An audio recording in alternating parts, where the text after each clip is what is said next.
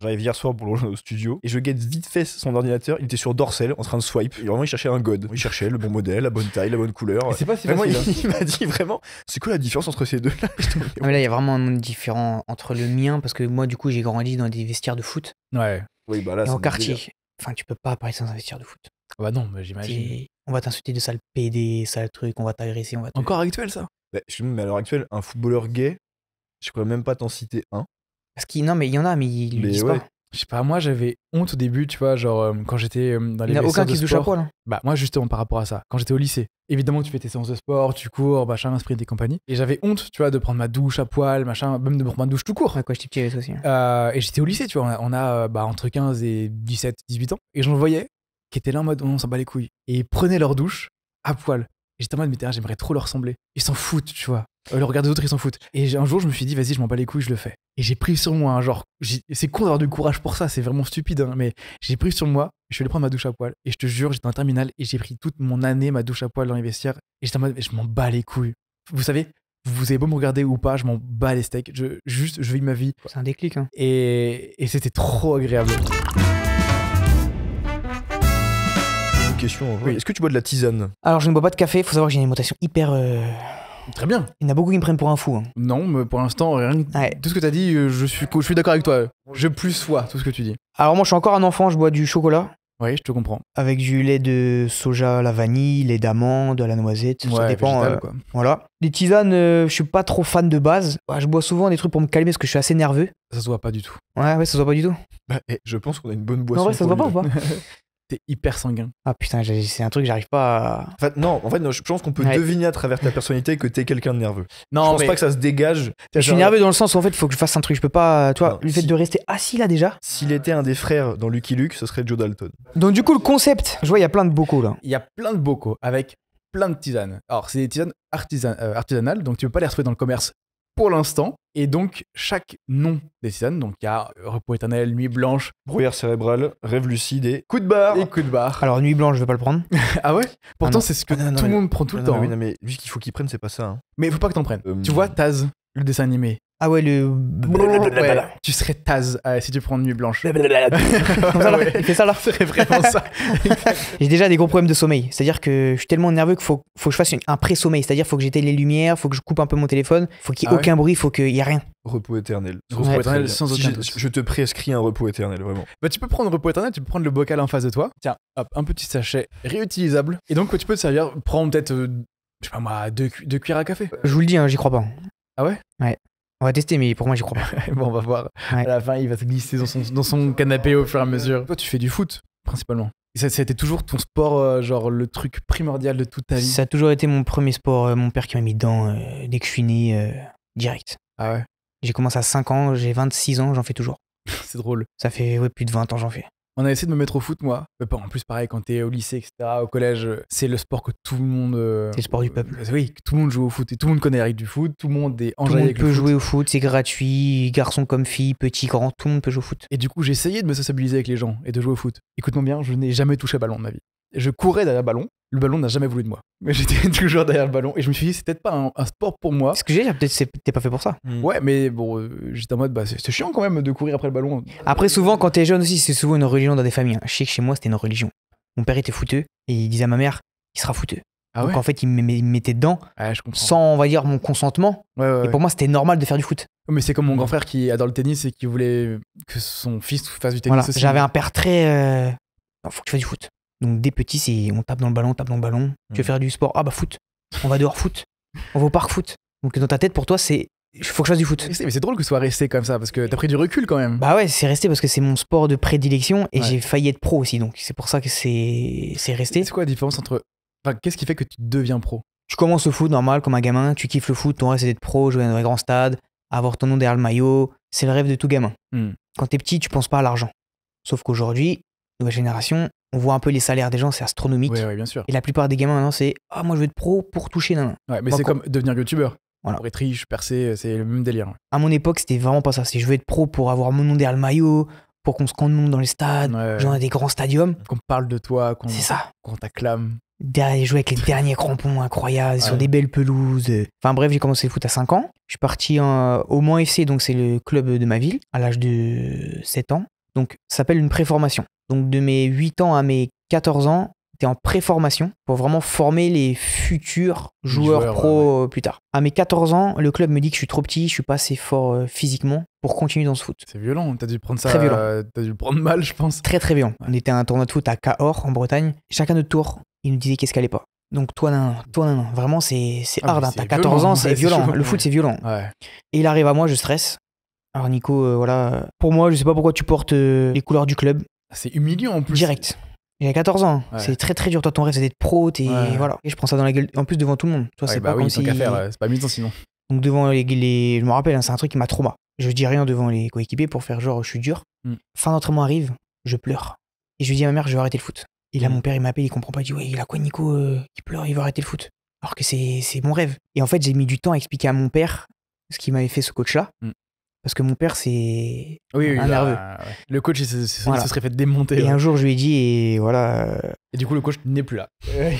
Le coach n'est plus là, mais il travaille encore au Mans et il continue à être comme ça avec les jeunes. Et c'est ça qui me. Je ne dirai pas le nom, tu vois, mais il continue à être comme ça parce que j'ai des échos de grands frères qui emmènent leurs petits frères et il fait encore la même chose. Et pour moi, ça, il casse des. Des mentalités, ouais. Il casse des mentalités et des rêves de gosse. Mais c'est même pas des parcours entiers, c'est juste des vies en fait. Dans le sport de haut niveau, il faut être dur. Mais à 13-14 ans. Non, mais il y a une manière de le dire. Il y a une manière de le dire. Oui, bien sûr. Ouais, franchement, il y a une manière de le dire. Donc en gros, on me dit je suis trop petit, physiquement, je peux pas. Je pars du Mans, je décide de faire des tests. Enfin, mon père et ma mère. Ma mère était pas trop chaud. Mon père, vraiment, depuis le début, mon père, c'était mon. Enfin, sans mon père, jamais j'aurais eu le parcours que j'ai eu. La motivation, il donne la déterre. C'est même plus de la motivation, c'est il faut que je mange foot, faut que je fasse tout foot. Tout foot. Heureusement que t'étais d'accord avec ça parce que sinon l'enfer à vivre. En fait, je sais même pas si j'étais d'accord parce qu'en fait, il m'a tellement borné dedans, pour moi, c'était normal. Oui, mais. Je dois être fouteux. Oui, mais heureusement que c'était comme ça parce que si tu savais profondément au fond de toi que tu voulais pas faire ça, ça aurait été compliqué, je pense, à vivre. Mais ouais, il y a toujours un côté aussi, j'ai toujours voulu faire ça, hein, c'était un rêve aussi. Donc du coup, je quitte le Mans, mon père me met en sport-études à Sablé.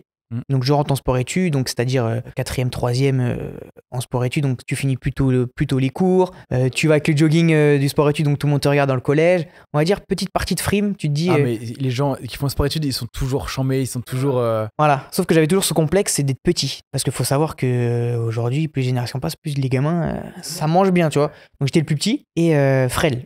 J'étais maigre, assez, voilà, petit. Mais au foot, je savais jouer au foot, donc j'avais un bon pied gauche. Et après le sport-études, t'as des tests pour passer en centre de formation.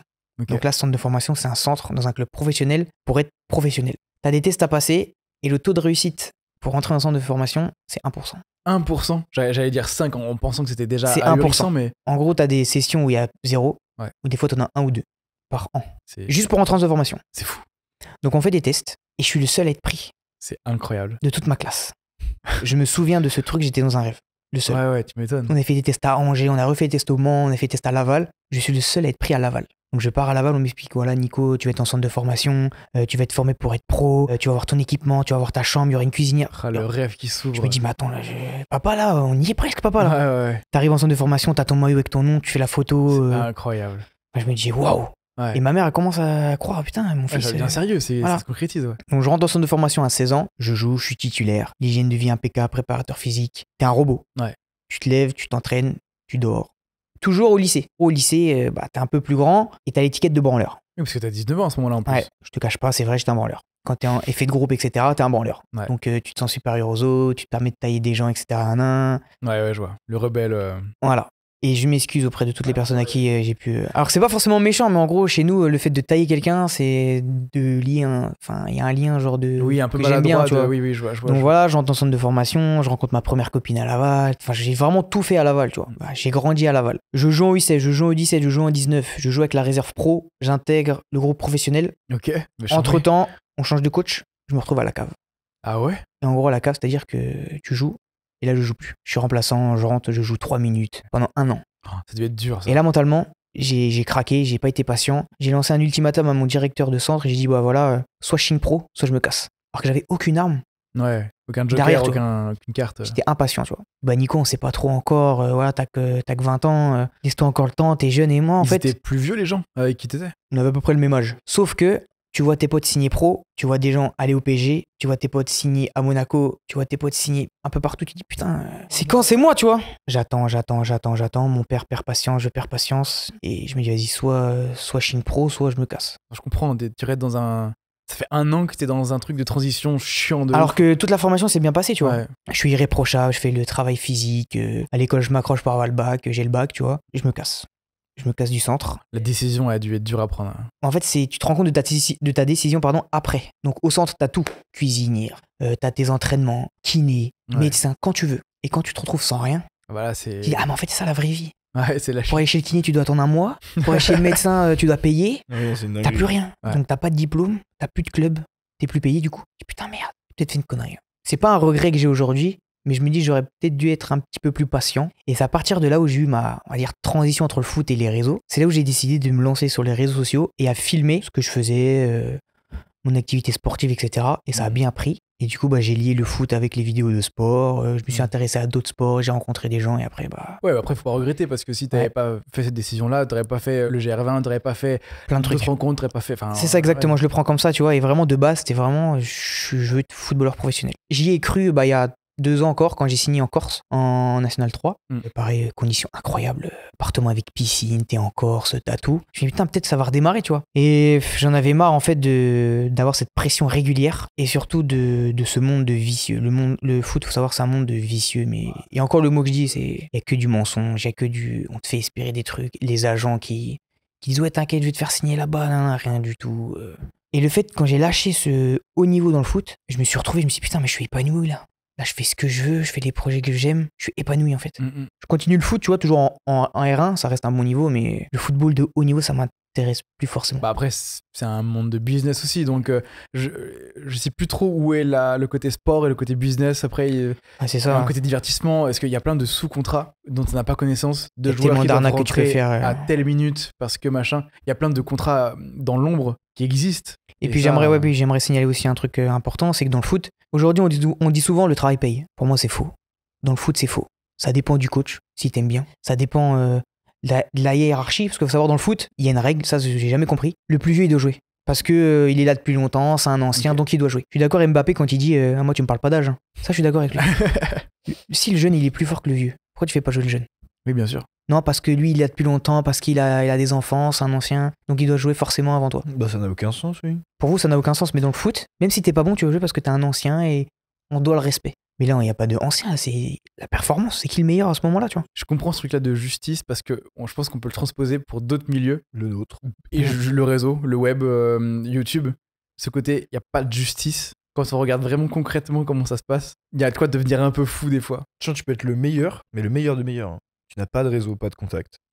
Alors que tu peux être le plus flingax, hein, vraiment, hein, mais tu connais du monde, ça peut bien se passer pour toi, quoi. Donc c'est ça qui est un peu terrifiant, quoi. Et donc je voulais dire, est-ce que tu disais par rapport au fait qu'il n'y ait pas de justice dans ce milieu-là du foot, si tu connais pas le coach qui va bien, si tu n'es pas dans le réseau qui va, enfin bref, si t'as pas le truc-là d'entourage, t'accompagner pour que ça perce et tout, bah ça marche pas, tu vois. C'est pas que au talent, c'est pas que travail Exactement. Avec mon père, il y a personne qui nous a aidés, simplement. Ouais. La seule personne vraiment qui m'a aidé dans le foot à 100%, bien sûr, ma mère et tout, mais mon père, il n'y avait que mon père. Mais est-ce qu'il voulait pas être joueur de foot, lui? Si. Mon père était joueur de foot déjà, mais il jouait déjà en National 3. Dans l'ancienne, c'était CFA. Et lui, c'était son rêve. Ouais. Sauf que lui, on lui a cassé le genou. Ah oui. Donc, arrêt de carrière, etc. Brutal, quoi. Et il m'a eu très jeune, il m'a eu à 19 ans, je crois. Donc très très jeune, il m'emmenait déjà au bord des terrains avec la poussette et tout. Derrière ça, je sais pas si une passion sportive, c'est héréditaire. Bah non, parce que ça veut dire que si t'avais pas emmené en poussette au bord du stade, Bah oui. toi-même t'aurais voulu devenir Parce que souvent les journalistes ils disent ouais mais regarde c'est une famille de nanas. Et moi pour moi ça n'a rien à voir. Ça n'a rien à voir, c'est juste que... Ton père il aurait pu faire le choix de Mais pas oui. tout emmener et de laisser Oui. ça pour lui. Tu sais tu beaucoup vois. de journalistes ils disent ça par exemple au JO. Ouais mais regarde Léon Marchand c'est une famille de nageurs. Mais ça veut rien dire. Mais si le père il aurait décidé d'inscrire au cheval, bah, il aurait été champion de cheval quoi. On l'a pas dans le sang. Pour on moi, l'a ouais, pas- bah, voilà. Regarde, c'est l'histoire de Serena Williams et c'est les sœurs Williams là. Tu sais qui c'est Serena Williams? Oui. Tennis quand même. Ça est Ces pas. deux sœurs là qui sont au top mondial au Oui. tennis là. Bah oui, et bref, et du coup, pour revenir à ce truc-là de... Oui, il y a eu personne, il y a eu que ton père qui t'a poussé à avancer, qui t'a soutenu dans ce cursus-là. S'il avait pas été là, tu serais pas allé aussi loin Je pense pas. dans ce truc-là, ouais. Du petit aparté, moi, ça me fait penser à mon père qui me suivait quand je faisais la formation des jeunes sapeurs-pompiers. On avait toujours des crosses à chaque année dans la boue, en hiver, l'eau était gelée par terre, c'était l'enfer. Et je me rappelle un jour, c'était un cross qui était extrêmement dur. Faut imaginer, t'as un cross. C'est pas le cross de collège où tu as le tour du stade à faire. C'est pas ça. Là, je te parle d'un cross vraiment où t'es dans la gadoue, t'as des bûches de troncs où faut passer par-dessus. C'est vraiment, t'es dans la jungle, quoi. Alors, moi, c'était que 5 km, je crois, pour mon niveau avec mon âge. Mais c'est 5 km où, même avec tes crampons, tu perds tes chaussures et tu glisses, quoi. Vraiment, c'était vraiment l'aventure. Quand il y a eu le top départ avec le pistolet, là, je suis tombé par terre. J'ai glissé et je me suis pris des ronces dans les pieds. T'avais la pression ou pas avant le démarrage? J'ai vomi avant. Faut imaginer que j'ai toujours été dernier. Quand j'étais au collège, etc., j'étais toujours dernier dans les crosses. Pareil pour les pompiers. J'étais toujours le dernier. Pendant 3 ans, ça a duré 4 ans d'information. Pendant 3 ans, j'étais dernier.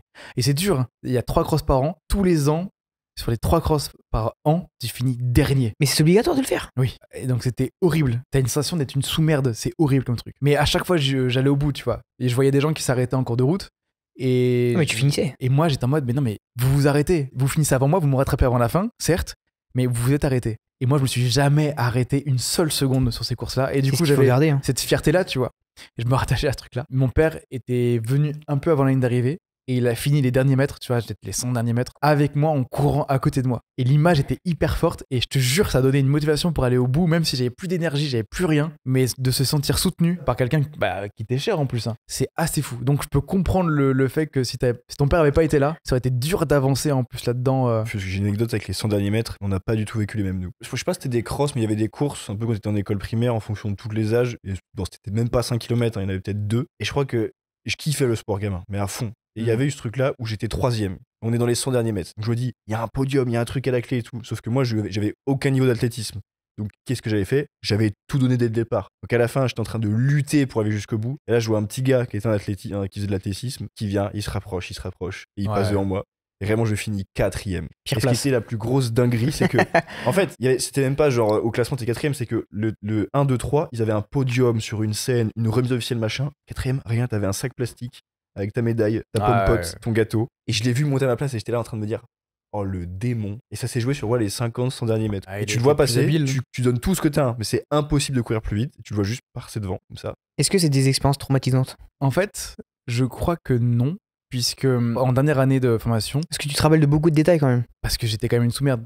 Non, faut pas dire ça. Non, mais le truc, c'est que j'ai lutté. Au collège, j'étais le grand gros. Tu vois, tu luttes avec ton corps, tu luttes avec toi-même. En fait, t'avais honte de ton apparence. Aussi. Mais là, c'était surtout qu'en termes de capacité sportive, par rapport aux autres, j'ai l'impression qu'ils faisaient moins d'efforts que moi pour avoir un meilleur résultat. J'étais en mode, mais il y a pas de justice encore là-dedans, tu vois. Mais il faut savoir qu'il y a une partie aussi courageuse de ta part, c'est que t'as fini le truc. Ouais, non, mais bien sûr. Et ça. Mais ça aurait été pire, tu vois, de pas finir. Ça aurait été bien pire que d'être dernier. Ça, c'est incroyable parce que la plupart des gens auraient lâché, comme t'as dit. Ouais, mais moi, je trouve que c'est. En fait, je dis ça parce que c'est souvent ce que je mets dans la candidature de Koh-Lanta. Parce que tous les ans, j'essaie de candidater à Koh-Lanta. Ah, moi aussi, je te cache pas. Moi aussi. Et en fait, quand je dis dans le truc que je peux dépasser des montagnes, c'est que j'ai une persévérance telle que je m'arrête pas. Je peux puiser une énergie tellement loin que même si je suis au plus bas, je n'arrête pas. C'est très bien d'avoir ça. Ouais, de ouf. Et on parle pas que du côté sportif, hein. Dans le côté de la vie de tous les jours, professionnel. Tu sais qu'il y a eu une grosse revanche par rapport à ça. Et tu sais que ça me donnait la chair de poule juste sur mon visage. Par rapport aux pompiers, donc pendant 3 ans, j'étais dernier.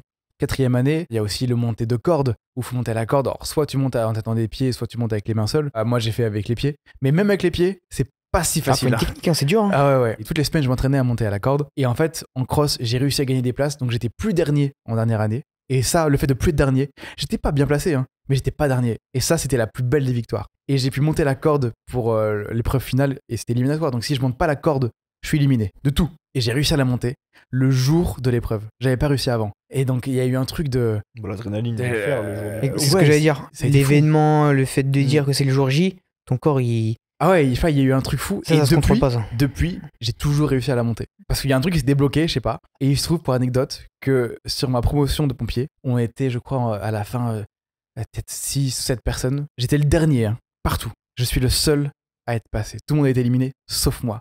J'ai fini major de ma promo. Personne misait un pion sur moi, quoi. Et du coup, là, est-ce que, sens inverse, t'es gêné ou pas d'être le seul?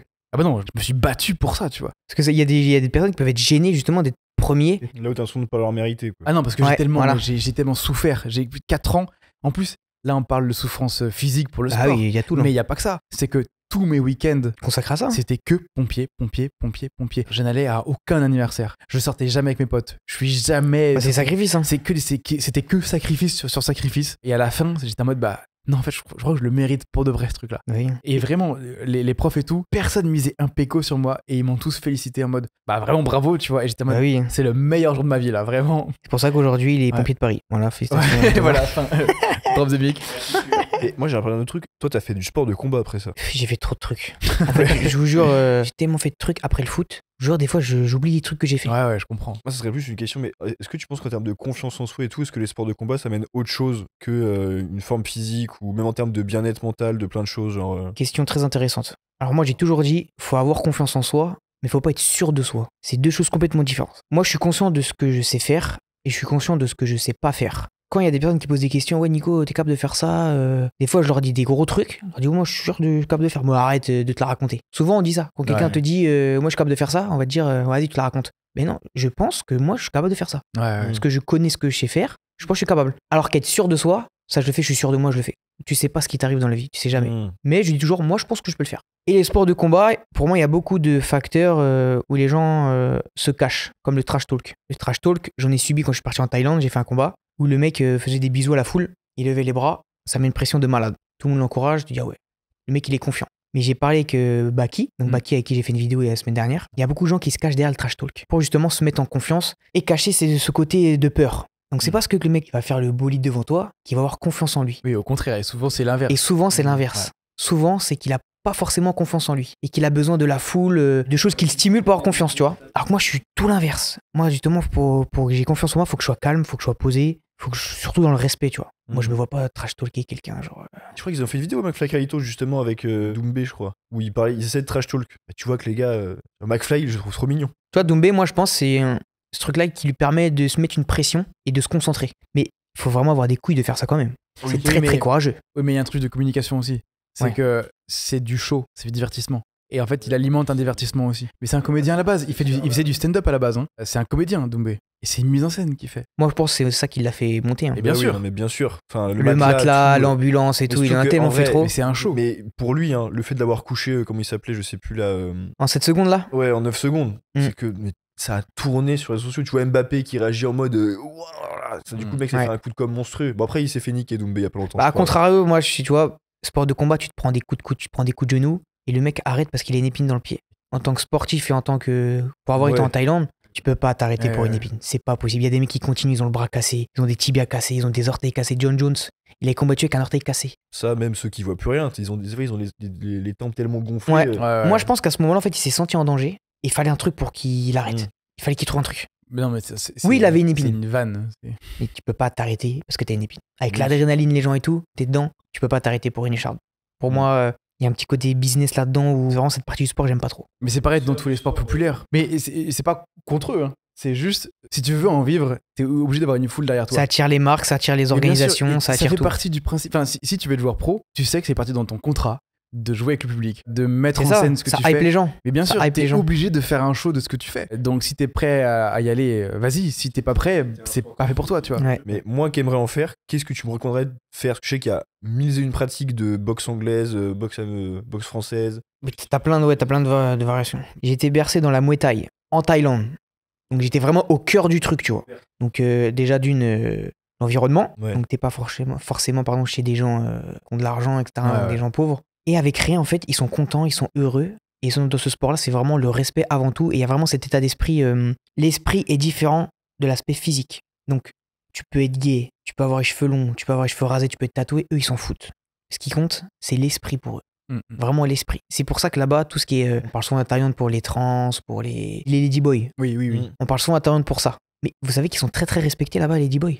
Parce Ah que ouais pour eux, l'aspect physique, ils s'en foutent. C'est vraiment l'état d'esprit. Comment tu vas être avec les gens, si tu vas être gentil, si tu vas être serviable, si tu vas être respectueux. Mm. On se tape sur la Ah ouais. gueule, je vous cache pas. Hein. Mais c'est qu'on se mettait sur la gueule, coup de genou, tout. Mais à la fin, ça vous dit cap, Ouais. câlin, tout ça, là. Oui, ça change pas. Alors qu'il y en a qui pensent que sport de combat, c'est ouais, faut être énervé, faut taper les gens. C'est pas ça un sport de combat. Mm. Là-bas, c'est on se fout sur la gueule, on reste debout et on se serre la main parce qu'on s'est battu comme des hommes. Oui, vous êtes fiers vous êtes bien Ouais. battus en plus à la fin, tous les deux. Enfin, vous êtes reconnaissants l'un et l'autre d'avoir eu un bon combat. C'est ça, et il y a vraiment cet état d'esprit aussi de principe et valeur, c'est-à-dire que par exemple, j'étais choqué, il me dit ouais Nico, quand tu iras au combat, faut que tu essaies de montrer le moins possible la douleur. Bah, en fait, faut pas montrer que t'es mal, Mm. mais ce qui est super dur. Bah ouais. Parce que quand tu Bah prends oui. des coups de coude dans la tête, en fait, faut que tu sois neutre. Mais ce que je peux te conseiller, c'est vraiment, bah moi déjà, sur l'aspect nerveux, les entraînements, ça me permet de me canaliser déjà d'une.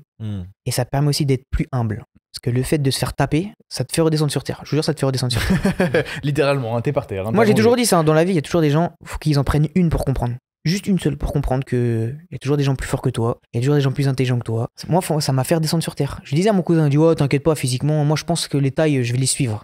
Et frère, au bout de 2 jours, j'ai pleuré. Au bout de 2 jours, j'ai pleuré, et puis c'est trop dur. Ouais. C'est trop dur. Et ça te fait redescendre sur terre. Vraiment, je te jure, les sports de combat, ça m'a rendu encore plus humble. Et le fait qu'ils aient rien, ils sont heureux, ils s'entraînent tous les jours, 3h le matin, 3h le soir. Mais qu'est-ce qui te stimule là-dedans? Parce que. Là, je vais paraître pour un fou, là. La question, on me l'a déjà posée. Ah ouais? Ouais. Ma réponse, ça va paraître un peu bizarre. Mais le fait de me prendre des coups, ça m'énerve pas, parce que du coup, si tu t'énerves, c'est pas trop dans l'état d'esprit. Mais j'aime prendre des coups, en fait. J'aime avoir mal Et en donner aussi. et en donner. Ça fait du Tu bien. stimules, ouais. En vrai, Ah, je sais pas. comprends, ouais. C'est comme au sport. En fait, Ouais. au sport, j'adore me mettre dans le rouge. Ça, je comprends parce qu'en même temps, dans le sport, quand tu commences à ressentir la douleur et que tu apprécies ça, c'est vraiment que ça se voit que tu te butes, quoi. Concrètement. Je sais pas, moi, taper quelqu'un pour le. Mais je vais pas être énervé contre toi. Hein. Non, mais Mais c'est important de le dire parce que Non. les jeunes aujourd'hui, ils veulent faire des sports de combat pour taper les gens dans la rue. Sauf que ça n'a rien à voir, en fait. si je suis pas énervé, que je suis reconnaissant et respect et tout ce que tu veux, pourquoi tu veux que je te tape? J'ai fait du karaté et j'ai arrêté le karaté parce que le prof voulait que je le tape. J'ai pas te donné un coup, c'est complètement absurde. J'ai rien contre toi. Donc pour toi, te donner un coup, c'est si t'es énervé contre quelqu'un. Mais ça, c'est juste ton rapport à la violence. Faut vraiment essayer de, en fait, faut vraiment essayer de lâcher les deux trucs. En fait, c'est violent, mais sans rancune. Après, attention, il y a des mecs aussi, ils aiment ça. Il y a des mecs, ils aiment être violents, il y en a, ils sont méchants, et ils aiment ça. Moi, je pense qu'il y plus pour le côté canalisation, tu vois. Oui, mais tu peux très bien taper autre chose qu'un humain. Mais en fait, je trouve que pour extérioriser le sport de combat, je pense que je trouverais pas un truc mieux que ça, à mon avis. Après, ça dépend en sport de combat ce que tu veux faire aussi. Hein. Oui, mais je pense aussi que justement, ça va te rappeler que en fait, tu n'étais pas là pour être énervé ou taper des choses, mais pour mieux gérer plein de choses, genre même tes émotions. Je pense que justement, les sports de combat, tu dois être dans le contrôle aussi, de pas. Oui, mais une fois que tu l'as vécu une fois, que t'es redescendu sur terre une fois. Bah oui. Avant de monter sur un ring, faire un combat, faire un truc machin, je pense que tu pars pas, c'est pas au bout de 2 jours, tu vois. Mais frérot, je paniquais. Hein. J'ai juste filmé un quotidien d'un boxeur thaï. Je me suis retrouvé sur un ring en slip. Et du coup, on est tous alignés. Et le coach français, là, c'est un coach français. Toi, tu combats? Oui. Toi, tu combats? Oui. Et je vois tout le monde dire oui. Et là, mon ego prend le dessus. Je peux pas dire non. Tu combats? Bon, je vais voir. Ok, tu combats. Et là, dans ma tête, le cerveau il retourne. Pourquoi je me suis embarqué? Ah bah oui. Mais en même temps, c'est ça qui est excitant aussi. Et là, changement de mood. Quand je regarde le film, je me dis, mais comment j'ai fait pour faire ça? J'étais en transe. Je suis parti de rien et en 2 semaines. Mais heureusement que tu as fait ce combat, parce que je pense que le combat t'a apporté autant de choses que la formation avant. Bah, c'est ça en fait, c'était la finalité du truc. Si t'avais pas fait de combat, je pense que je serais revenu avec un goût amer de te dire, ouais, mais comment je me jauge, qu'est-ce que ça aurait Et pu même donner pour la vidéo, c'est plus stylé. Et puis, ouais, c'est vrai. Et c'est dur aussi de se dire qu'à l'entraînement, tu tapes des gens, mais tu contrôles ta force. C'est des sparring, mais t'as les protèges tibia et tout, tu contrôles ta force. Quand t'es en combat, quand t'es enfermé dans un ring, tu dis en fait, pour que je gagne, il faut que je fasse mal. Parce que si je fais pas mal, je vais pas gagner. Bah, c'est toi qui auras mal au final. Et le premier round, on voit mon coach, il me dit, vas-y, Nico, avance, avance. En fait, j'ose pas trop le taper. C'est un poids à porter. Voilà. Ouais. Et je vois lui, par contre, il se retient pas, tu vois. Il met des kicks, il met des coups de coude dans le front, je vois blanc. Je me dis, ok, Nico, aujourd'hui là, c'est soit toi, Soit lui. soit lui. Ouais. Et t'as un instinct de survie Mm. qui vient, qui dit, vas-y, j'avance. Et là, j'enchaîne. Kick, genou, bah. Là, je lui fais mal, le mec. Oh. Et le mec, il reste debout. Ouais, je me dis, ah ouais, lui, très très fort. Ouais. Et à la fin, respect, on a parlé, tout. Non. Et c'est ça que je kiffe. Ouais. Après, j'étais vraiment au cœur même du sport. Mm, Je sais pas en France comment ça va être. Oui, puis je pense que lui, il se bat pas non plus pour les mêmes raisons que toi. C'est très différent. Je pense qu'il a une famille à nourrir. Il doit y avoir des C'est enjeux. exactement comme ce que je veux dire. Ouais. Ouais. Je fais le lien du coup avec Inox Tag. C'est que lui, bah, il monte pour le plaisir. Donc moi, je combats pour le plaisir. Mais les gens même de là-bas, ils montent pour nourrir leur famille. Bah ouais. Bah, moi, c'était pareil. Tous les week-ends, en fait, il combat pour nourrir sa famille. C'est ce que je disais un petit peu en off. Je comprends le sport. C'est bien pour le développement personnel et tout. Mais j'ai beaucoup de mal avec le sport populaire, le sport genre les JO. Les JO, je ne peux pas suivre. Je ne comprends pas l'intérêt des JO. Alors, c'est quoi que t'arrives pas à suivre? C'est vraiment genre tout l'engouement qui est autour de l'organisation, la cérémonie, ou vraiment les sports que tu comprends pas Je dedans? ne comprends pas comment on peut s'embarquer là-dedans. Être un sportif pro, je vois pas l'intérêt. Attention. Non mais c'est justement un débat que je veux lancer pour essayer de me comprendre. C'est pas un jugement ni rien, c'est pas un truc négatif. Hein. Et peut-être que je perds, j'ai pas les yeux assez ouverts sur un truc, mais en quoi le sport est réellement utile, tu vois? Je suis en mode, c'est du divertissement, ok, mais pour moi, ce qui est important, c'est ce que tu vas faire en tant que sportif. C'est par exemple développer une fondation pour aider, je sais pas quoi. Tu vas profiter de ta popularité pour faire autre chose. Mais le sport en lui-même, tu vois, je voulais la sponsoriser du sport. Et après, je me suis dit, mais c'est quoi le réel intérêt? Juste vivre de sa passion en tant que footballeur professionnel ou peu importe le sport, en fait, on s'en fout. Mais Alors, le mot, tu l'as dit dans ta phrase, passion. Pour vous, c'est quoi la passion? Bah, c'est quand tu ne penses qu'à ça, c'est que ça t'anime, tu te réalises dans un domaine qui te Tu passionne. comptes pas tes heures. Tu vois, Ouais. moi, je suis pas de son avis. Hein. C'est-à-dire que- Ah non, non, moi, mais Ah, moi non c'est- plus. la- Non, la- moi non la plus, mais réponse c'est à ta son avis. question, et la réponse à ta propre question de ton taf. Mais non, parce que moi, la passion n'est pas suffisant. Moi, ce que je fais avec mes projets, c'est pas juste de la passion. C'est que moi, j'ai envie de faire évoluer le monde. J'ai envie d'apporter des choses aux gens, d'être utile à la société. C'est pas que la passion. J'utilise la passion pour faire avancer les choses. Donc moi, la passion à moi n'est pas un moteur suffisant pour avancer. Après, sache un truc aussi, sportif pro, ça dépend des disciplines, on parlait du foot. Mais Ouais, dans ça plein dépend de des disciplines aussi. Hein. Hyper dur d'en vivre, hein. Les disciplines, les Bien gens n'en sûr, vivent pas mais du tout. au- Au justement- JO, 80% des sports que tu vois, ils font un autre truc à côté. Hein. Bah justement, en me plaçant à la place de quelqu'un qui voulait sponsoriser, donc donner de l'argent pour des gens pour vivre de ce truc-là, j'étais en mode, mais quelle est l'économie du sport, quoi? Il y a zéro économie. Et c'est pour ça que le foot marche bien, parce que t'as des pronostics, tu fais des paris. T'as tout ce qui existe, du pronostic, du pari, de l'immobilier, Non t'as mais, tout. non mais t'es là, tu viens voir les matchs. Enfin, il y a une économie qui tourne autour du divertissement, du show. Et pour d'autres sports moins connus, moins populaires, bah, t'es en mode, il y a zéro économie possible, parce que t'as zéro rentrée d'argent, t'as zéro... L'escalade, c'est arrivé au JO cette année, ça n'existait pas avant. Mm. Qu'est-ce que tu veux qu'ils vivent de C'est l'escalade? une passion. Bah, oui. Les gens, Il ils y en a, sont je crois passionnés. que ça commence, mais ça commence quand t'es le Oui, meilleur. mais c'est des grimpeurs, national, tu vois. Mais c'est pour ça, ce que je voulais dire, c'est que en tant que passion, je comprends. En tant que métier, je comprends pas. Je comprends pas le métier sportif. Bah, c'est pas leur métier, ils en vivent pas. Pour moi, quand c'est ton métier, c'est vraiment t'en vis. Pour moi, c'est ça la différence. Ouais, mais c'est juste, c'est aussi de donner l'opportunité de voir du divertissement, tu vois. Parce que si tout le monde, en fait, ne pouvait pas avoir d'argent, bah, il y aurait plus de discipline sportive. Pourquoi je m'investirais pour être le meilleur et prouver dans l'histoire que j'étais le meilleur dans telle discipline si ça ne m'apporte rien? Ouais. Oui, mais ça sert à rien à quoi de prouver que t'es meilleur dans ta discipline, ça apporte rien. Il y a ce côté de fierté aussi, Voilà, tu tu vois. peux remettre en question tout le côté humain, l'ego, tout ça. Enfin, tu sais, on a inventé le sport un jour pour se démarquer, faire Bah des non, choses. pour moi, le sport, c'était avant tout des choses pour survivre. Ça vient de la base, tu vois. C'est des choses, le sprint, le machin. Mm. Je pense qu'il y a un truc. Mais ça, je pense, c'est vraiment un débat entre sportif et sportif amateur. C'est un débat oui, qui complètement. glisse même pas. Parce qu'en fait, pour toi, c'est pas normal. Pour moi, c'est normal de faire ça, tu vois. Je comprends le côté passion. Et en fait, ce que tu dis, c'est. Moi, tu vois, j'avais pas forcément conscience que des gens en JO étaient pas payés pour ça. Ah bah si. Hein. Bah ouais, mais je savais pas, tu vois. Mais du coup, Vraiment pas, c'est hyper important parce que je pense qu'il y en a plein comme moi qui savent pas que c'est pas leur métier, enfin, que leur Mm. truc qui les fait Est-ce que vivre. tu sais combien rapporter une médaille d'or au JO pour un Français? Ouais, 20 000. 80 000. Et parce que ça leur sert uniquement à pouvoir avoir de l'argent pour vivre l'année d'après, en fait, pour faire leur médaille d'or. saison, payer des coachs sportifs. Et Ouais, c'est médaille ouais. d'or, parce que médaille de bronze, c'est que 15 000, je crois. Il faut avoir la médaille d'or. Oui, mais Déjà. je comprends parce qu'en Et- même temps, c'est. En tant qu'athlète français, il y a des pays, ils ne Oui, donnent même pas d'argent à leur. son truc. Chacun sa récompense, ouais. Aujourd'hui, dans les sports comme ça, ce qui les font vivre, c'est les sponsors. C'est même pas le sport en lui-même. C'est ça qui, en fait, c'est ça qui m'attriste. Le foot, ça paye. Les contrats, les clubs, ils ont l'argent, ils donnent. Mais tu prends le ping-pong, le judo, le sport en lui-même, ça paye pas. Mais en même temps, parce qu'il n'y a pas d'économie autour de ça. T'as pas grand monde qui vient voir. En fait, l'économie du foot, elle vient parce que t'as des gens qui viennent voir du foot, parce que t'as des gens qui parient sur le foot, t'as des gens qui sont animés par le foot. C'est le sport du peuple. Mais c'est pareil pour YouTube.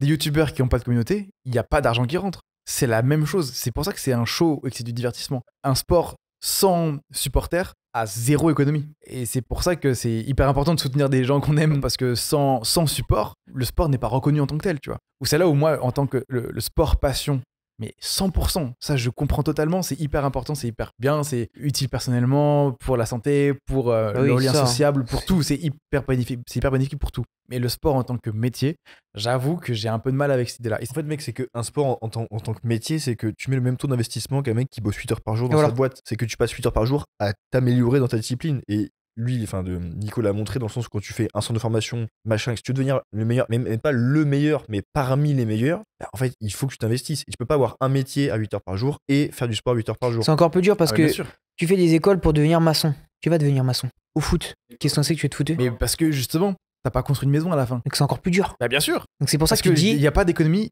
en dehors des Ouais. supporters. Et aussi, et puis je le cache pas, il y a aussi cette partie qu'une fois que tu es dans le sport de haut niveau, le fait de se dire, vas-y, si je fais pas ça, j'ai rien à côté. Je connais beaucoup de footeux Bah oui. qui ont zéro diplôme, il y a que le foot qui me sauve. À part le foot, je suis rien. Bah, de toute façon, c'est comme en Thaïlande. Ils font vivre leur famille avec ça. C'est pareil pour eux. Il n'y a rien d'autre pour vivre que ça. Mais je comprends ton point de vue, hein, je comprends ton point de vue. Mais peut-être que c'est pour ça que dans les sports, ce qui manque malheureusement, c'est le côté communication. Parce que sans supporters. Ils savent très bien qu'ils le faire la com. S'ils veulent mettre un sport en lumière, ils le font.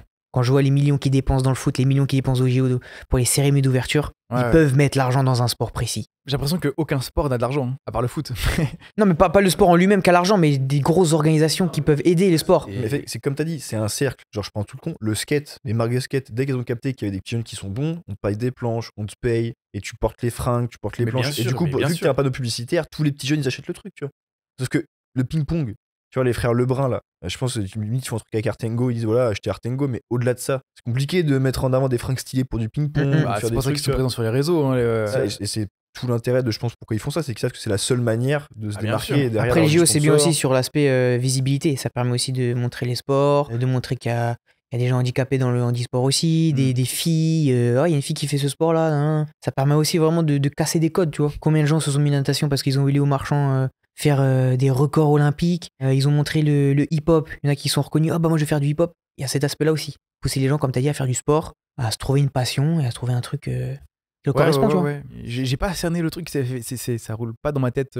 Mais je comprends pas pourquoi tu dis ça, sachant que nous, on sait très bien que maintenant, quand t'es créateur de contenu sur les réseaux sociaux, t'es pas juste créateur, t'es une entreprise derrière. Enfin, si t'as pas réfléchi au business plan de ton truc, c'est pas juste en sortant des vidéos de manière comme ça pour s'amuser que tu vas faire de l'argent, entre guillemets. Bah, c'est exactement ce que je dis avec le sport. Oui, mais du coup, toi, c'est pareil. Si tu veux en vivre concrètement, du fait de ce qu'on fait aujourd'hui, un podcast, tout ça, etc., il y a un business plan à faire pour que ça puisse faire un cycle pour être serein sur la suite. Mais En c'est fait. ce que je dis, c'est que quand t'es créateur sur les réseaux, t'es pas que créateur sur les réseaux.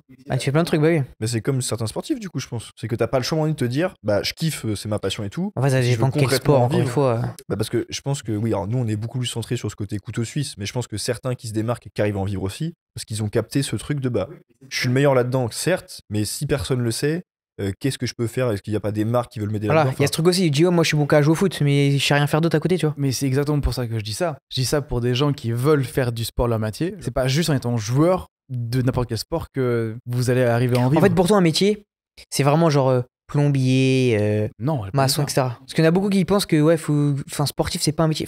Sportif, c'est un métier. C'est une hygiène de vie qu'il faut avoir, c'est un quotidien qu'il faut avoir. C'est un métier être sportif de haut niveau. Là, je prends tous les sports. Moi, je suis d'accord avec toi en mode, c'est un mode de vie. D'ici être un métier. Un sportif de haut niveau, il va s'entraîner le matin, il va devoir se reposer l'après-midi pour enchaîner le soir. Il faut qu'il fasse des sacrifices au niveau des vacances avec sa famille. Il faut qu'il mais est-ce que c'est sorte, pas qu'il sorte. Très égocentré? Parce que dans tous les exemples que tu me donnes, c'est toujours pour le bien de quelqu'un d'autre. Ah bah oui, parce que Le là, c'est sport. différent dans ton métier. Tu travailles par exemple avec des outils. Là, ton outil en tant que sportif, c'est ton corps. Donc forcément, il faut que tu prennes soin de toi. Il faut que tu penses qu'à toi. Il y a cette partie aussi un peu égoïste. Comment tu peux compter sur les autres pour te rémunérer si tout est égocentré? Parce qu'il faut que tu sois le plus performant possible. Et c'est ton corps, ta machine. Mais sache que tu rapportes des choses quand t'es sportif de haut niveau. Grâce à tes t'es- performances, tu peux rapporter des choses que les autres n'ont pas. Je pense que tu te rends pas compte de toute la pub qui est faite avec des sportifs, des tas de choses. Usain Bolt, il court vite. C'est simple. C'est une qualité physique. Et il a travaillé pour faire ça. J'ai du mal à concevoir ça comme un métier. Moi, je sais pourquoi. Pour toi, un métier, c'est de servir à quelque chose. Toi, t'as cet aspect, ouais, utile. Pour moi, c'est rendre service à. C'est un service. Voilà. Donc, plombier, c'est utile parce que ça répare les fuites d'eau. Maçon, ça fait des maisons, c'est utile. Pour toi, il faut être utile. Mais peut-être pour des gens, c'est hyper ouf qu'ils puissent vivre leur rêve et vivre leur passion qui est le sport.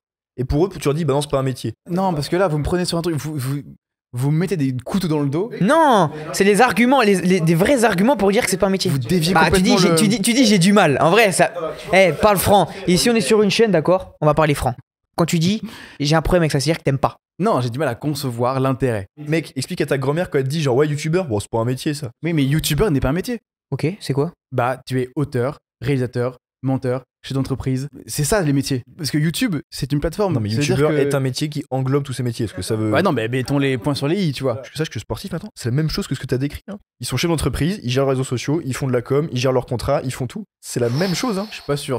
Hein. Je pense qu'il y a beaucoup des agents, des. Alors, gérer les contrats, c'est toi, pas à ton toi. échelle, quand t'auras percé, t'auras bien un agent qui s'occupera de ça. Tu vas pas faire tout seul en mode couteau suisse. Ouais. Bah, bien sûr. Bah voilà, bah c'est pareil pour le sport. Mec, le sport est la. Oui, mais pour moi, le sport. Moi, c'est tes arguments, des Non, vrais mais parce que arguments. pour moi, le sport est utile quand il se bat pour quelque chose. Si tu veux, je pense que pour 70% de la population française, tu leur expliques le métier de créateur de contenu, ils vont pas juger ça utile. Au même titre que sportif, tu vois. Ça dépend parce que créateur de Alors que contenu. tu le considères comme un Regarde, métier non, qui est parce plus que- un métier que Regarde, sportif. tu mets créateur de contenu dans la même boîte, mais t'as plein de contenus, de créateurs de contenu qui sont vides. C'est vaste comme. Bien sûr, il y en a qui sont vides dans le contenu, qui servent à rien à part à divertir. Et d'autres qui sont là pour faire avancer les choses, pour faire réfléchir, pour apprendre des choses. Tu peux pas mettre tout dans la même Non, mais après, boîte. franchement, moi je dis juste que métier, c'est souvent les gens Non, mais disent métier, que c'est un métier parlons parce que pas de ça métier, rapporte c'est- de l'argent. C'est même pas la question principale. Je parlais pas de métier à la base. Je m'en fous. C'est même pas le débat principal.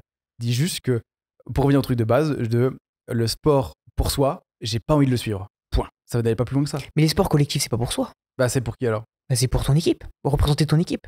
Bah, pour aider quoi d'autre? Parce que l'équipe, c'est pas Une équipe, suffisant. c'est un collectif. Oui, mais je sais pas pourquoi l'équipe. Elle se bat peut-être pour soutenir une ville et tout. Là, il y a une cause, tu vois. Elle se bat pour gagner, pour faire évoluer son club, pour la montrer en visibilité, pour apporter de nouveautés, apporter des licenciés, apporter des marques, pour faire vivre un club, vivre des gens. À la limite, si je suis hyper fan de ma ville où j'habite, je serais en mode, bah ok, pourquoi pas soutenir l'équipe de ma ville. Sauf que moi, je m'en branle, ma ville. Donc, c'est pour ça que c'est pas une raison. Et toi, tu dis des dingueries, toi. Bah, ma ville, j'habite à Colombes. Je viens d'arriver il y a 1 an. Que je m'en fous de ma ville. Non, mais ta ville de base où t'as tout fait. Je déteste la boule. Mais t'aimes quoi dans la vie? Bah, plein de choses, mais ça, pour moi, c'est pas des choses importantes. Mais je te dirais qu'un mec qui met le même taux d'investissement que toi dans son sport, alors que toi tu mets le même taux d'investissement dans des projets qui ne rapportent rien, Il est pro. va lui dire que c'est pas un métier si tu veux. Arrête de me parler de métier, c'est pas ça le truc de Mais base. moi je suis resté bloqué là-dessus parce que moi Mais ça me rend parce fou. que- aussi. En fait, ouais, je pense que le mot métier, en fait, faut arrêter de dire, en fait, c'est comme mettre des gens dans des cases. Fais un truc qui te plaît Mais oui, oui. et qui te permet de vivre. En fait, le problème, c'est que c'est très personnel. Moi, j'ai toujours voulu être utile. Et donc, du coup, voir des choses qui ne sont pas utiles, pour moi, c'est des choses qui ne servent à rien. Exemple de choses pas utiles. Ouais, vas-y, parce que là tu vas te faire démarrer là. Bah, pour rester dans le contenu web, du contenu de divertissement. Je ne consomme pas le divertissement. Pour moi, pour ma vie, inutile. Exemple. Je peux pas. Faut dire des blazes. Faut dire des blazes. Attends, tout ça. Faut dire des blazes. Mec, quand t'es sportif, déjà t'es un exemple pour des gens. À quelle heure c'est pas utile? J'aime bien la vibe de Nico dans le sens où tu sais, lui il fait du sport, mais il témoigne aussi ce fait de dire bah voilà, c'est un état d'esprit, Voilà, c'est un mindset. montrer le bon exemple. Oui, ok. Bah, tu vois, là, je comprends l'intention. Ok. Mais ça c'est sportif. Mais parce que là, il se met en tant que représentant de. Ouais, mais il le fait de pour quelque soi chose. avant tout. Alors, avant tout, je te cache pas, si. Oui, oui, Franchement, mais- je le fais pour non, moi. mais Voilà, évidemment, tu on vois. fait tous quelque chose parce que ça nous stimule et qu'on se réalise là-dedans. Si tu faisais pas ça pour toi, change de métier. Tu veux pas change changer de des job. messages change- dans le monde avant tout pour les autres, parce que toi ça te va en équation avec tes valeurs. Mais j'ai pas dit que fallait faire un truc que pour les autres. Ouais, pour moi, tout est utile. Ça dépend juste de la mentalité que tu mets. Pour moi, tout est utile. Si tu fais un truc qui t'aime, tu seras forcément utile. Un mec qui est content d'être serveur, il sera utile aux autres, à être agréable, à servir avec politesse, à bien servir, etc. À partir du moment où tu fais un truc que t'aimes pas, t'es inutile. Pour moi, c'est ça. Oui, je te rejoins là-dedans. Il faut que tu fasses un truc dans lequel tu te sens utile. Voilà. Et puis, je vais te dire un truc, on a chacun des réalités différentes. Tu peux t'estimer utile dans un truc, alors que quelqu'un va dire, mais ça sert à rien. Mais Oui. ça dépend de ta réalité, Oui, mais et ton si tu te- monde en fait. Oui, tu mais vois. tu vois, pour moi, je pense que si tu te sens utile dans ce que tu fais, let's go. Après, on a chacun des goûts différents. Donc et toi, tout, je pense que et- t'as un rapport à l'utilité qui est monstrueux. Oui, peut-être. Genre, c'est-à-dire que si tu mets pas du sens dans ce que tu fais, Mais pourquoi moi, le tout faire a du sens. dans ce Utile que pour je toi, fais. c'est aider les gens Peu importe, chacun ses raisons. ou de contribuer à la réussite de quelqu'un. Ça peut être ça, Mais mais faut que après, ça apporte c'est quelque un peu- chose, tu vois. Faut que ça apporte, que ça fasse Une évolution. évoluer de manière évidemment positive. Tous les gens qui travaillent dans la politique, pour toi, c'est utile de faire ça ou pas? Ça dépend des motivations de chacun. En fait, pour moi, à mon sens, ça devrait l'être, tu vois. Ça devrait Mais l'être. ça l'est pas. Mais le problème, c'est Exactement. qu'il y en a beaucoup qui font C'est- ça pour se faire mousser, pour avoir une vie. Que du pipeau. Il y a beaucoup de pipeaux. Après, moi, je connais pas les gens intimement et je connais pas leur motivation personnelle. Je suis convaincu qu'il y en a là-dedans qui font ça vraiment pour faire avancer la société, pour être positif et tout. Mais je pense qu'il y en a une grosse partie qui s'en branle complètement et qui. Si les médecins sont faits pour soigner les gens, tout le monde sera en bonne santé. Si les gens de la politique seraient là pour changer la vie des gens, ils le feraient. C'est qu'une question de business. Et le problème, c'est qu'il y a le business qui vient un peu Après, tu niquer. sais, on vit dans une société capitaliste, hein, on va rien apprendre à personne, mais Oui, mais il y a un truc où tu peux très bien vivre dans une société capitaliste tout en étant utile pour les gens. C'est pas contradictoire. et en fait, c'est juste que bon, moi, je parle de moi, mais au même titre qu'un sportif et que moi qui veux faire des vidéos, qui veut véhiculer des messages pour justement transmettre à des gens, mais un sportif, c'est le même rôle. Tu vois, moi, j'aurais fait de la gymnastique et j'aurais atteint des niveaux hyper hauts, mais je serais allé intervenir pour motiver des jeunes à faire des trucs et tout. Mais tu transmets, donc Oui, bien sûr que oui, t'es Justement, utile. et là, ok, là, je suis à fond derrière toi. Parce qu'un mec qui est le meilleur dans sa discipline et qui s'en bat les couilles du monde et qui dit je suis meilleur, niquez tous vos races, bah oui, bah c'est Et juste une c'est merde. Tu vois. exactement ce que je critiquais. Là, pour moi, Mbappé, tu vois, moi, je l'ai vraiment pris pour une insulte, comment il se comportait Là, récemment. récemment. J'avoue, il a un acharnement médiatique, c'est vrai, mais toutes ses actions, je suis désolé, hein, il y a un point de départ. Tout ce qu'il a, c'est à cause de lui, tout cet acharnement-là. Faut montrer le bon exemple. Bah, de toute façon, quand t'arrives à ce niveau-là, ça fait partie de ton job. Hein. Et en plus, c'est les joueurs comme ça, ils savent qu'ils sont espiés, qu'ils sont suivis, qu'ils sont machin. Donc, et moi, c'est pour ça que quand t'as ce job-là, quand t'es sportif réputé pour ça et tout, pour moi, ça fait partie de ton job de montrer le bon exemple, d'être là pour faire avancer les choses. Pour, Mais t'es une figure, hein, t'es un modèle, t'es plein de choses en fait. Mais il faut aussi accepter les gens qui n'ont pas forcément envie de faire ça. Oui, et dans ce cas-là, moi, ça m'intéresse pas trop de les suivre. Parce qu'ils sont pas. Parce que t'as des gens qui sont solidaires, d'autres qui veulent montrer le bon exemple, d'autres qui non, moi je veux faire ma vie. En fait, tu peux pas dire à des gens qui sont inutiles parce qu'ils pensent à eux. Du coup, c'est pas des gens que je vais suivre. En tant que sponsor de sport, ça me donne pas envie de le sponsoriser lui. Par contre, sponsoriser un sportif qui se bat pour faire avancer quelque chose, une cause. Non, mais ça, pour moi, c'est la mentalité de chacun, en vrai. Ça... Oui, c'est parce que oui, là, mec, mais moi, même ça, toi, ça se voit, t'es pas juste branché thune. Parce que, mec, une agence, elle s'en fout de savoir s'il est égoïste ou Oui, pas. mais le problème, Elle c'est va que juste voir le fait que s'il y a ça des part- jeunes qui sont en mode en train de l'idolâtrer de partout, Oui, ils vont mais acheter le merchandising. c'est à partir de là où il y a un côté malsain business. Ah bah oui, mais c'est et la réalité. c'est du là monde où dans lequel vit. on tombe dans le sport En fait, business. tu sais c'est quoi ton horrible. problème à toi?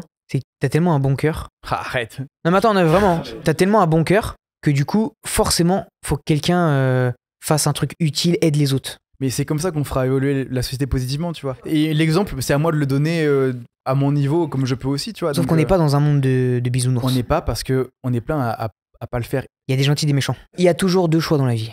Il y a oui, il y a non. Oui, mais il y a le libre arbitre aussi. On peut très bien constater qu'on vit dans une société qui est un peu pourrie, mais par contre, c'est pas parce qu'on vit dans une société pourrie que c'est à nous de l'entretenir. On peut très bien à un autre niveau dire stop, j'ai envie de voir la vie comme ça et moi j'applique ma vie comme ça. Ça, je suis d'accord avec toi. Et le fait de dire aussi, faut faire ça. Si tu fais pas ça, t'es comme ça. Ah, si Non. tu fais ça, non. C'est surtout ça, en fait, le problème. C'est que les gens, en fait, la tolérance. Et ce mot-là, je vous jure, avec la tolérance, on est tous gentils, on serre tous la main, on juste tolérer que des gens soient pas d'accord avec toi, qu'ils Ouais, pensent bien autre sûr. chose. Juste ça. Juste la Je pense tolérance. que de toute façon, ici, on est trois très bons exemples de. C'est pas tant le but le plus important, c'est le chemin qui a la clé, en fait. Mais je pense qu'il y en a beaucoup qui comprennent pas ça. Parce que quand t'as un objectif qui soit inimaginable ou hyper réalisable, en fait, le plus important, c'est de voir ton évolution à travers tout ça, en fait. Étienne de la Fontaine.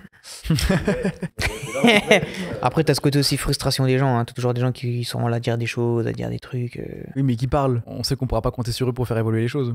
Ah, si tu fais pas ça, t'es comme si. Ah, si tu travailles pas à l'usine, tu fais pas 8 heures, ouais, tu fais rien dans ta vie. Il y a toujours des gens extrêmes.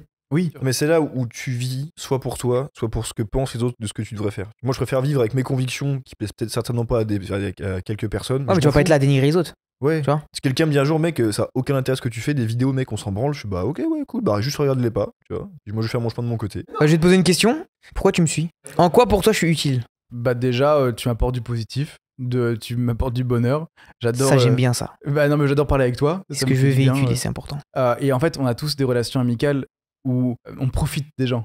On profite tous des gens. Si je t'ai en tant que pote, c'est parce que tu m'apportes du positif. C'est que tu me permets d'évoluer, de réfléchir à d'autres trucs, de prendre du recul sur des idées. Et c'est pareil pour tout le monde. Donc on est amis avec des gens qui nous apportent des choses. Et on va emprunter chez les gens ce truc-là, tu vois. Dans les vidéos de sport que tu fais, tu te bats pas pour toi. Tu fais des vidéos publiques pour les faire réfléchir, pour leur montrer une manière de penser, pour des valeurs. Tu fais pas des vidéos pour toi. Tu fais des vidéos pour montrer aux gens, pour les faire évoluer, pour les faire grandir. C'est pour ça aussi que je te suis. Pour moi, t'es pas juste un sportif qui fait ça pour soi. Merci. Ah là, je t'ai rincé là. Non, mais c'est important de savoir. Enfin, t'es public, donc important de savoir les gens qui te suivent ce que tu penses, tu vois. Et moi, je kiffe bien ton côté authentique, c'est ça qui me fait gaulerie, tu vois. Tu fais des stories et tout machin, tu montes ta vie, la vraie vie, quoi, tu vois. C'est genre, c'est ça, c'est machin, c'est tu critiques, Ça, on me n'a l'a rien à souvent foutre de dit, la vie ça. des gens. Et moi, c'est ça que je cherche aussi chez les gens, c'est l'honnêteté, tu vois. C'est que je m'en fous que tu sois pas le publicitaire et que tu me racontes des crics et des cracks, mec, dis-moi ce que tu penses concrètement et au moins je te suis pour les Ouais. bonnes raisons, tu vois. Je déteste, tu vois, je suis fouteux, je déteste cet aspect de tout va bien. En tant que fouteux. Ah, j'aimerais pour vous deux. Non, je non. déteste ce truc-là. Non, t'es fou. montrez-moi du drame un peu là. Le podcast, ça part mal en ce moment là. Vous avez déjà vu des conférences de presse de footeux? Ouais, c'est hyper non. posé, calme, Tout va bien. Deschamps, tout va bien. Mbappé, il sort, tout va bien. Et ça, j'ai du mal avec ça. Paraître de ouf. Ouais, en fait, ils sont manipulés pour que aucun journaliste ne prenne des infos par-ci par-là et crée Ouais. des polémiques. Bon, c'est compréhensible pour pas les mettre dans les sauces. Mais moi, je suis footballeur pro. Je suis en conférence de presse. Impossible que je fasse semblant. Dites que c'est pas plus mal que tu sois pas joueur pro. Mais en vrai, j'en ai parlé avec ma copine. Mais heureusement que je suis pas pro. Au-delà du sport et tout, peut-être que tu deviendrais fou là-dedans. toi. Petit aparté, à Laval, on m'a toujours dit ouais, fais attention à ton image. Parce qu'on faisait aussi des conférences. D'ailleurs, j'ai une vidéo où je suis interviewé par Bein Sport et il me pose des questions. Et je réponds tellement cru. Et je me dis, heureusement, je suis pas pro. Genre, par exemple, à la mi-temps, ils appellent des joueurs pour dire comment ça va le match. Bon, bah, mauvaise première mi-temps, faut qu'on se réveille. Mais moi, frérot, on perd à la mi-temps, tu me demandes ça. Putain, vas-y, on fait de la merde. Enfin, j'ai du mal avec ce côté Qui vraiment. s'emporte complètement. Ouais, faut faire attention à son image. Mais ça veut dire quoi, faire attention à son image? Bah, c'est être lisse. Être lisse, être dans une vitrine, montrer aux gens que t'es parfait, nan. Pour moi, c'est ça, mais il y a pas de ça. Ouais, mais je pense que c'est ça qui fait aussi que ça va plonger dans un truc malsain et mal. C'est que du coup, c'est pas authentique. Le seul que je kiffe, c'est qui? Benoît Paire, le tennisman français qui casse ses raquettes, qui insulte et tout. Nan. Il est familier, il est grossier et tout, vulgaire. Authentique, mon gars. Chaque réaction, c'est lui. Ouais, c'est ouais, bien la sûr. personne.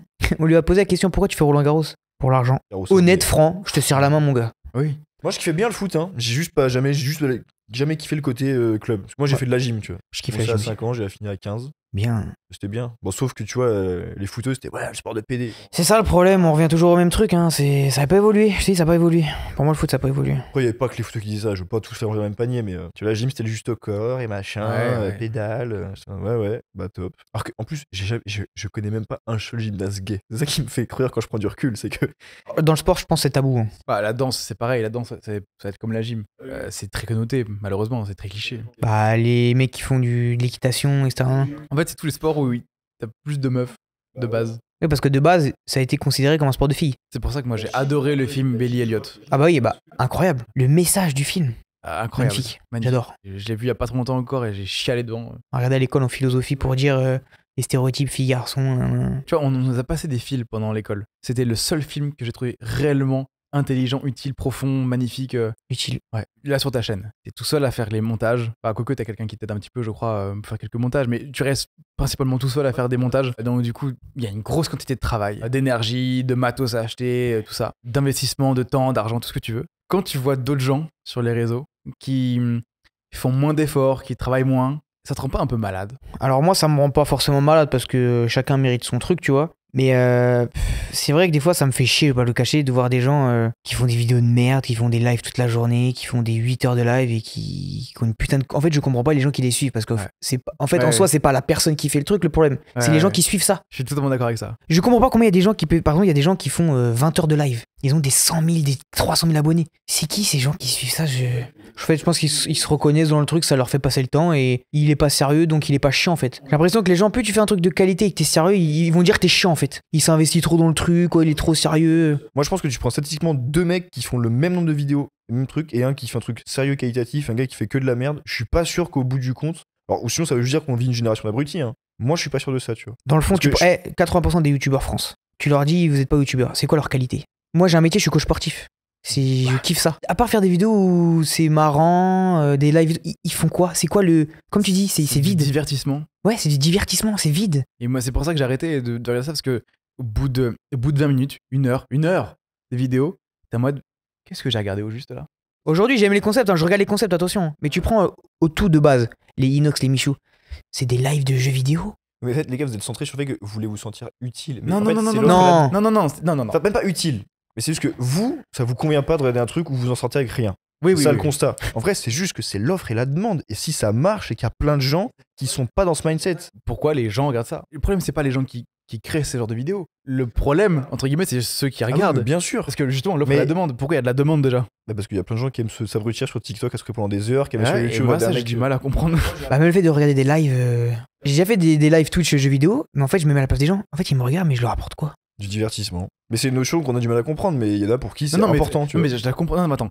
Et je dis pas que le divertissement c'est mal. Je dis juste que quand t'as une vidéo où c'est uniquement du divertissement, est-ce que tu peux très bien faire du contenu utile de manière divertissante? Dans le divertissement, il y a un contenu. Bien Il y a un sûr. contenu. C'est Les gars, qu'est-ce que regardez, tu c'est un fais? truc très simple. Regarde là où on est, McFly et Carlito, ils dégustent des chips. Qu'est-ce qu'ils apportent à la société? Rien, c'est du divertissement. C'est pour ça que j'ai pas regardé la Et il y a vidéo. plein de gens qui kiffent ça, regardez, juste, tu vois, ils mangent, ils se posent, ils regardent le truc, ça te divertit, tu vois, c'est genre un temps de leur journée. Bah bien sûr. Et moi, je suis pas le public. Lui, je te dis, il regarde que les documentaires Arte. Mais tu sais que moi, j'ai du mal à regarder des choses. Enfin, même moi, en tant que créateur, j'ai du mal à faire et à regarder des choses qui vont vraiment En fait, apporter. moi, je pense que les gars, on vous l'assimiler direct à une perte de temps. Mais c'est les goûts et les couleurs.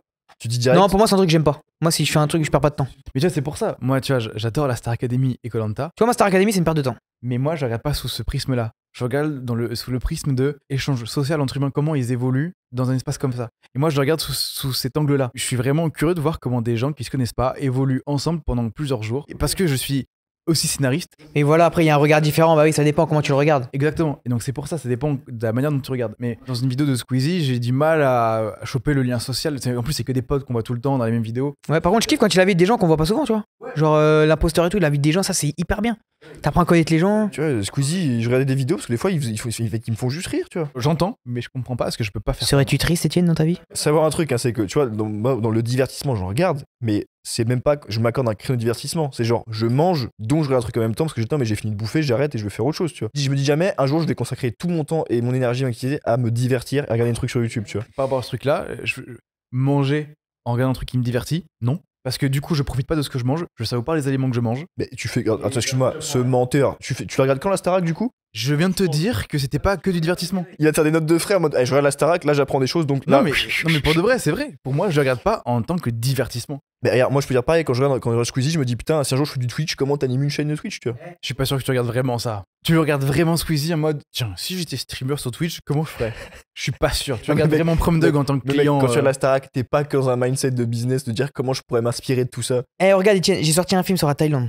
Ok. Du coup, je sais comment c'est faire un scénario, faire du montage. Maintenant, dès que je regarde un film, je me dis comment ça a été filmé.